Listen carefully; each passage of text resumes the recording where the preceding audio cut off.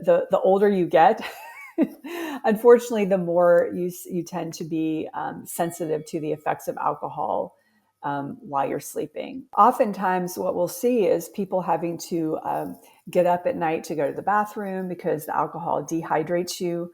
We also see that incidents of sleep breathing or sleep apnea tend to pick up because of the relaxed airway.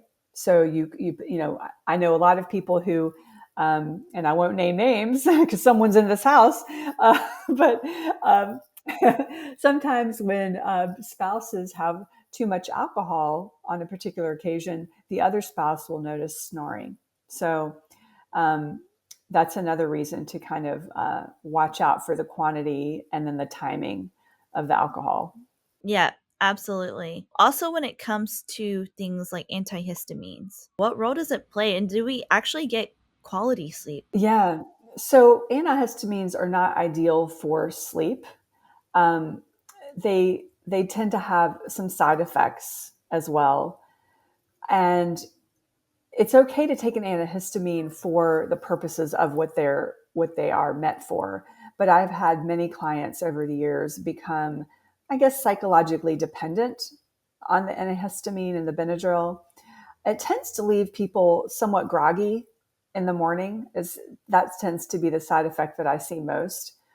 Um, so I would definitely not recommend that as a good sleep aid to use because of those side effects. Yes, and the quality as Yeah, well.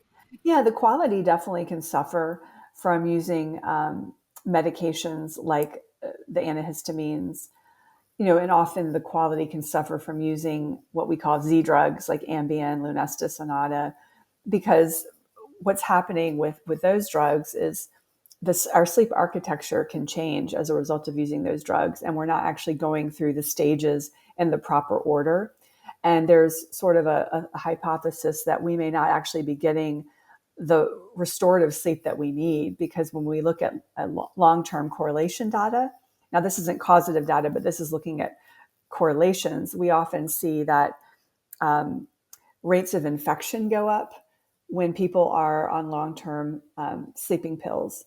And the thought behind that is perhaps we're not getting that restorative sleep that we could be getting if we were not on the pills. Right. So, yeah. That's very interesting. And also, when it comes to certain supplements that people take as well, is there like a certain schedule that you should take them or a certain time? Like, for instance, is magnesium better to take during night or during the day? What is your overall opinion? And then what kind of schedule would work for somebody? Yeah. I think that with a magnesium, for example, it's best to take 1 to 2 hours before bed versus in the morning. But I know some people do split their dose between daytime and evening. So you could experiment with that. Melatonin is generally taken maybe a half hour to an hour before bed. But generally speaking, most of those sleep supplements are sort of stacked towards close to bedtime, within an hour, give or take. Sleep supplements, I think, have a place. They can help people to an extent with maybe tweaking their sleep slightly. But if you look at the data for insomnia, for example, it really doesn't move the needle very much because it's not getting to really the root cause of the insomnia. So if somebody has the kind of insomnia that's driven by stress and anxiety, something like a supplement could only do so much. So I think it's just important for us to kind of have realistic expectations about what a supplement can deliver. And because I'm a sleep coach, I get tons of ads thrown to me in my feed about sleep supplements, and they really promise a lot. Like the kind of thing like it'll knock you out, or it'll promise things like you'll sleep through the night, you won't wake up at all. And quite honestly, that's actually unrealistic for anyone to hear, because it's normal to wake up during the night several times to have a brief awakening. So I think the supplement industry can at times be a little bit unrealistic in terms of what they promise to deliver if you get the supplements. So I think it's something that is worth experimenting with if you want to kind of boost your sleep a little bit, but then, have those realistic expectations of what it can actually do. I think where I'm generally starting out with pretty much everyone is helping them boost their circadian rhythm. And what I mean by that is helping them manage their light and dark. So I'm really recommending that people get morning sunlight first thing in the morning. So within about half an hour of waking up or so, getting outside, getting that exposure to the light for about 10 minutes at least. And here's the caveat: don't wear the sunglasses. I see this all the time in my neighborhood when people are walking their dogs. The reason why you don't want to have anything covering your eyes is because the light from the sun has to hit your retina, and that sends the signal to your suprachiasmatic nucleus, which is your circadian pacemaker. And from there, there's this beautiful cascade of hormone and neurotransmitter reactions that happen that help, make you more alert, help take away get the residual melatonin out of your system, and actually prepare the melatonin for the next night.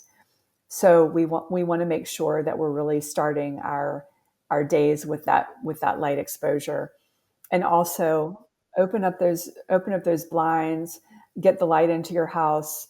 If you have a lot of times people say, well, what if the weather's bad? What if it's raining? Well, stand on your porch. If you have a covered porch, stand under that. You still get the benefits of it. Another thing that I'm always working on with my clients is the regular wake up time.